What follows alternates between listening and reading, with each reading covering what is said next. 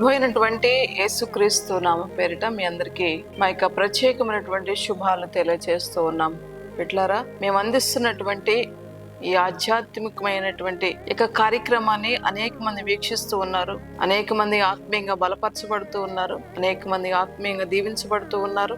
దినదినము కూడా దేవుని మాటలు వింటూ ఆత్మలో బలాభివృద్ధి పొందుతూ ఉన్నారు. ప్రియులారా, ఈ మాటలు వింటున్నటువంటి మీ అందరికీ మరొకసారి మా యొక్క మినిస్ట్రీ పక్షాన మీకు శుభాలు తెలియజేస్తూ ఉన్నామండి. దేవుడిచ్చినటువంటి ఆలోచనను బట్టి, మొట్టమొదటిగా దేవుడు నడిపిస్తున్న రీతిని బట్టి, దేవుడు నాకు ఇస్తున్నటువంటి ఇటు అవకాశాన్ని బట్టి నేను ముందుగా దేవుని స్తుతిస్తూ ఈ మాటలు వింటున్న మీ అందరికీ కూడా మరొక్కసారి మా ప్రేమపూర్వకమైనటువంటి కృతజ్ఞతలు తెలియజేస్తూ ఉన్నాము. ప్రతిరోజు మేము అందించేటువంటి ఈ ఆధ్యాత్మిక కార్యక్రమాన్ని ఎవరైతే వింటున్నారో, ఈ మాటలు మీకు ఆశీర్వాదకరంగా ఉన్నట్లయితే, ఈ యొక్క మినిస్ట్రీ ద్వారా అందించబడుతున్నటువంటి ఈ మాటలు మీకు నచ్చినట్లయితే, మీకు దీవెనకరంగా ఆశీర్వాదకరంగా ఉన్నట్లయితే లైక్ చేయండి, షేర్ చేయండి, సబ్స్క్రైబ్ చేసుకోండి. ఈ విషయాలు మీకు నచ్చినట్లయితే మీ స్నేహితులకు కూడా ఈ విషయాలు మీరు తెలియపరచండి. మా మినిస్ట్రీని పరిచయం చేయండి, వారు కూడా మీలాగా దీవించబడతారు. దేవుడు మిమ్మల్ని అందరూ దీవించుకున్నారు. బిడ్లారా, ఈరోజు దేవుని యొక్క మాట మనకెంతో అవసరం అండి. ఆ మాట మన ప్రాణాన్ని ఎంతో తెప్పరిల్లి చేస్తుంది. దేవుని యొక్క మాట మన మనసుకు నెమ్మదినిస్తుంది. ఈరోజు కూడా దేవుడు మన కొరకు ఏం సిద్ధపరిచి ఉన్నాడో ఆ మాట కొరకు మనం ఆశతో ఎదురు చూస్తున్నప్పుడు, అందులో ఉన్నటువంటి ఆ యొక్క మాట ఏదైతే ఉన్నదో దాని ద్వారా ఆ రోజంతా కూడా నీకు సంతోషము, సమాధానము కలుగుతూ ఉంటుందండి. ఈరోజు దేవుడు మన కొరకు ఏం సిద్ధపరిచాడో ఆ మాటను మనం చదువుకుందాం. ఎఫెసీయులకు రాసినటువంటి పత్రిక 4వ అధ్యాయం 24వ వచనాన్ని మనం గమనించినట్లయితే, నీవు నూతన స్వభావమును ధరించుకొనవలెను. ప్రియులారా, ఇక్కడ ఉన్నటువంటి మాట మనం గమనించినట్లయితే అపోస్తులైనటువంటి పౌలు గారు ఈ మాట రాస్తూ ఉన్నారనమాట. నీవు నూతన స్వభావమును ధరించుకొనవలెను అంటున్నాడు అనమాట. ఒక మంచి స్వభావము, ఒక మంచి వ్యక్తిగా, మంచి కార్యాలు చేసే వ్యక్తిగా ఉండాలని, మంచి స్వభావం కలిగి జీవించాలని చెప్పేసి ఆయన మన నుండి అపేక్షిస్తూ ఉన్నాడు అనమాట. ఈరోజు ప్రపంచంలో ఎక్కడ చూసినా సరే అండి, భయంకరంగా వారి జీవితాలు వెళ్ళదీస్తూ ఉన్నారు అనమాట. మనుషుల భయం లేని వారుగా, దేవుని భయం లేని వారుగా, మరి ఎన్నో విరోధమైనటువంటి కార్యాలు వారు చేస్తూ, దేవునికి భయపడకుండా, మనుషులకు భయపడకుండా, పెద్దలకు భయపడకుండా, ఇంటి వారికి భయపడకుండా, సేవకులకు భయపడకుండా వారి ఇష్టానుసారంగా జీవించేవారు చాలా మంది ఉన్నారు. ఈరోజు వారి ఇష్టానుసారంగా వారు బ్రతుకుని వెళ్ళదీసేవారు చాలా మంది ఉన్నారు అనమాట. వారిని బట్టి దేవుని యొక్క హృదయం చాలా నొచ్చుకుంటూ ఉంటుంది అనమాట. ఆ వ్యక్తిని బట్టి ఇంటి వారికి బాధ కలుగుతూ ఉంది.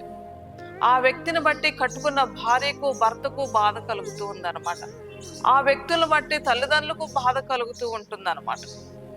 ఆ వ్యక్తుల ద్వారా సంఘానికి బాధ, ఆ వ్యక్తుల ద్వారా సేవకునికి బాధ, ఆ వ్యక్తుల ద్వారా సమాజానికి కూడా బాధ కలుగుతూ ఉంటుంది అనమాట. ఎవరైతే అలాంటి కఠినమైనటువంటి మనసుతో ఉన్నారో, దేవునికి ఇష్టానుసారుడిగా ఉండకుండా, వారి హృదయము దేవునికి అర్పించకుండా, వారి మనసు దేవునికి ఇవ్వకుండా, వారికి నచ్చినట్లుగా బ్రతుకుతూ, వారికి ఇష్టం వచ్చినట్లుగా జీవిస్తూ, కుటుంబాన్ని బాధ పెట్టి, సమాజాన్ని బాధ పెట్టి, సేవకుని బాధ పెట్టి, కన్న తల్లిదండ్రులను బాధ పెట్టి, ఎంతో భయంకరంగా విచ్చలవిడిగా బ్రతికేవారు చాలా మంది ఉంటున్నారు అనమాట. అలాంటి బ్రతుకును చూసి ప్రజలు అసహ్యించుకుంటారు వాళ్ళని. అలాంటి వారిని చూసి భార్య, తల్లిదండ్రులు అసహ్యించుకుంటూ ఉంటారు. అలాంటి వారిని చూసి సమాజం అసహ్యించుకు ఉంటుందండి. కానీ దేవుడు ఏమంటున్నాడు తెలుసా? నీ స్వభావం ఏదైతే ఉన్నదో, నీ స్వభావాన్ని మార్చుకొని ఒక నూతన వ్యక్తిగా మారాలని ఆయన ఇష్టపడుతూ ఉన్నాడు అంటున్నాడు అనమాట. ఒక నూతన స్వభావమును ధరించుకో అంటున్నాడు అనమాట. నువ్వు మంచి వ్యక్తిగా మారాలని, నువ్వు మంచి వ్యక్తిగా నీ స్వభావాన్ని చూడాలని, ఒక నూతనమైనటువంటి స్వభావాన్ని చూడాలని ఆయన ఇష్టపడుతూ ఉన్నాడు అనమాట. ఈ లోకమంతా అసహ్యించుకునేటువంటి ఆ రోత స్వభావం ఏదైతే ఉన్నదో, ఈ లోకమంతా అసహ్యించుకునేటువంటి ఆ మనుషుడు ఎవరైతే ఉన్నారో, ఆ వ్యక్తి సరాసరి దేవుని ఎద్దకు వచ్చి, ఆ వ్యక్తి సరాసరి దేవుని పాదాల చెంతకు వచ్చి, నా స్వభావాన్ని మార్చండి నాయన, నా మనసును మార్చండి నాయన, నా ఆత్మను మార్చండి ప్రభువా, నాలో ఉన్న కఠినత్వాన్ని, నాలో ఉన్న మూఢత్వాన్ని, నాలో ఉన్న క్రోధాన్ని తొలగించండి ప్రభా.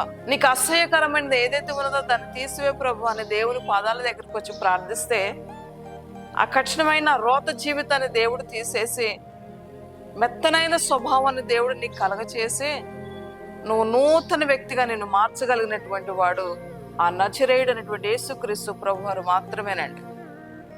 లోకమంతా నిన్ను అసహ్యించుకున్నా ఆయన నిన్ను అసహ్యించుకోడు తెలుసా. లోకమంతా నిన్ను తృణీకరించినా ఆయన నిన్ను ఏమాత్రం కూడా తృణీకరించడు.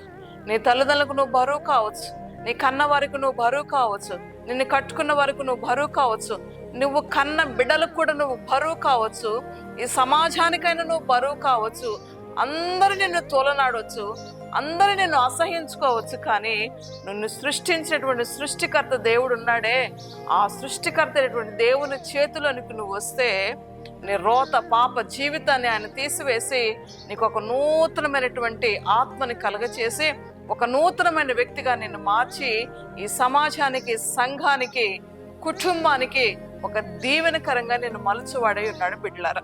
ప్రియ యవనస్తుడా, ప్రియ యవన సహోదరుడి, యవన సహోదరి, చెల్లి, తమ్ముడు, అన్న, అక్క, ఈరోజు మీరు ఎక్కడుండి ఈ మాటలు వింటున్నారో, ఏ పరిస్థితుల్లో ఉండి ఈ మాటలు వింటున్నారో, ఎలాంటి క్లిష్టమైనటువంటి జీవితాన్ని మీరు అనుభవిస్తున్నారో, అందరికీ అసహ్యంగా మీరు మారినట్లయితే, అందరూ మిమ్మల్ని తోలనాడుతూ ఉన్నట్లయితే, వ్యతిరేకంగా మీరు గురించి మాట్లాడుకుంటూ ఉన్నట్లయితే మీరు దేవుని దగ్గరికి రండి.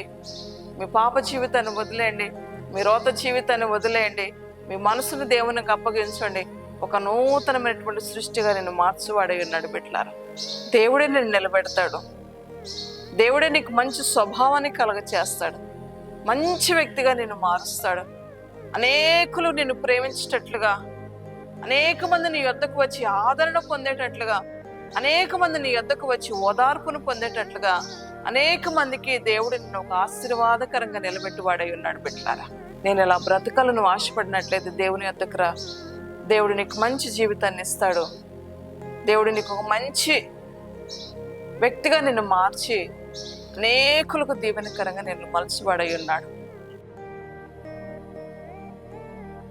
ప్రార్థన చేసుకుందాం. ప్రేమ కలిగిన మా తండ్రి, దయగలిగిన యేసయ్యా, నీకు వందనాలు చెల్లిస్తున్నాను.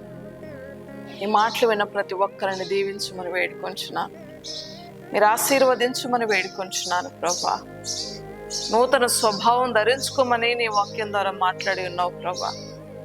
రోత పాప జీవితాలతో అసహ్యంగా బ్రతుకుతున్న వారిని ఆయన ఎవరైతే ఉన్నారో, ఎంతమంది అసహ్యించుకుంటున్నారో ప్రభా, వారి యొక్క అసహ్యకరమైనటువంటి బ్రతుకుని ఆయన నువ్వు మార్చగలవాడు ప్రభా. నూతన సృష్టిగా మార్చగలవాడు ప్రభా.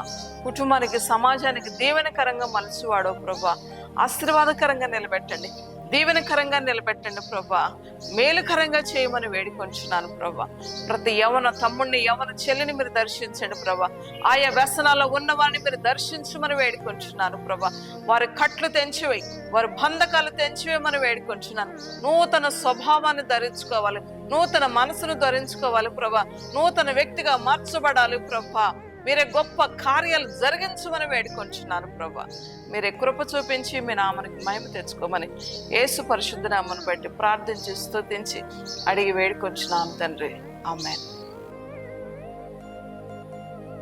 క్రీస్తునందు ప్రియమైనటువంటి దేవుని బిడ్డలారా, ఈ మాటలు మీకు ఆత్మీయంగా, ఆధ్యాత్మికంగా మీకు దీవెనకరంగా ఉన్నట్లయితే ప్రతిరోజు మేము చేస్తున్నటువంటి ఈ వీడియోస్ చూడండి, ఆత్మీయంగా బలపరచబడండి. అంత మాత్రమే కాకుండా మరి ఈరోజు ఎవరైతే మ్యారేజ్ డే చేసుకున్నారో, బర్త్డే చేసుకున్నారో అట్టి వారందరికీ మా మినిస్ట్రీ పక్షాన్ని మీకు శుభాలు తెలియజేస్తూ ఉన్నాను. ఈ సంవత్సరం దయా కిరీటాన్ని దేవుడు మీకు ధరింపు చేసి ఉన్నాడు. దేవుడు మిమ్మల్ని అందరినీ దీవించును గాక. ఆమేన్.